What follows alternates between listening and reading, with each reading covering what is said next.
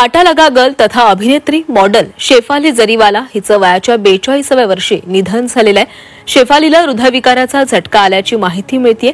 तिची प्रकृती खालावल्यानंतर तिचा पती पराग त्यागीनं तिला तातडीनं रुग्णालयामध्ये दाखल केलं, मात्र रुग्णालयातील डॉक्टरांनी तिला मृत घोषित केलं।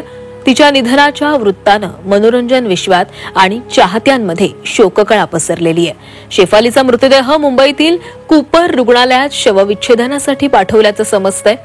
शेफाली जरीवालानं नृत्यानं आणि सौंदर्यानं प्रेक्षकांची मनं जिंकली।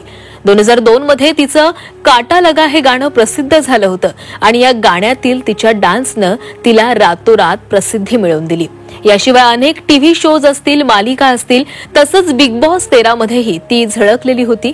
काटा लगा गाण्यासाठी 7,000 रुपये मानधन घेणारी शेफालीकडे एकूण तब्बल 9 कोटींची संपत्ती होती।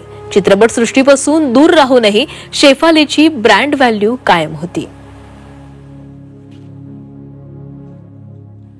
पाहुयात शेफालीबाबतची माहिती ग्राफिक्सच्या माध्यमातून।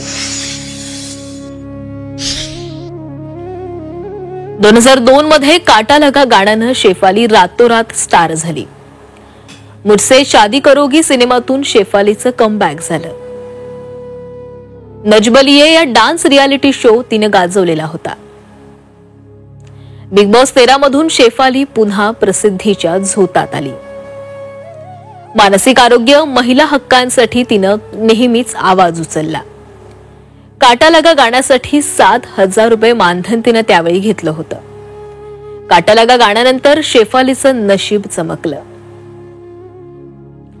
आज घडीला शेफालीची एकूण संपत्ती ही 9 कोटींच्या घरात आहे। शेफालीला एका शो साठी 10 ते 25 लाख रुपये मानधन मिळायचं। चित्रपट सृष्टीपासून दूर राहूनही तिची ब्रँड व्हॅल्यू ही अधिक होती।